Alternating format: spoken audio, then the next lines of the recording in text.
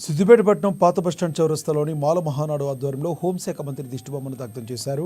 అంబేద్కర్పై అమిత్ షా చేసిన వ్యాఖ్యలను వాపసు తీసుకోవాలని డిమాండ్ చేశారు. లేనిచో మాల మహానాడు ఆధ్వర్యంలో తమ పోరాటం ఉధృతం చేస్తామని హెచ్చరించారు.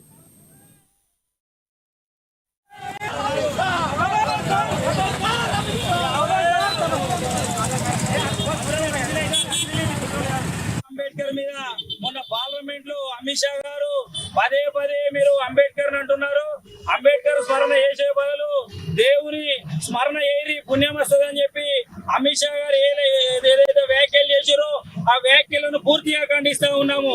ఈ రోజు దళితులు, బీసీలు మరియు అగ్రకులాల పేదలు ప్రతి ఒక్కరి బతుకులో వెలుతురు నింపింది బాబాసాహెబ్ అంబేద్కర్ గారు.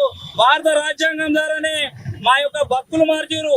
33 కోట్ల మంది మా బతుకులు మార్చలేదు, కానీ బాబాసాహెబ్ అంబేద్కర్ గారు మాత్రము మా యొక్క జీవితాలకు వెలుగునిచ్చాడు.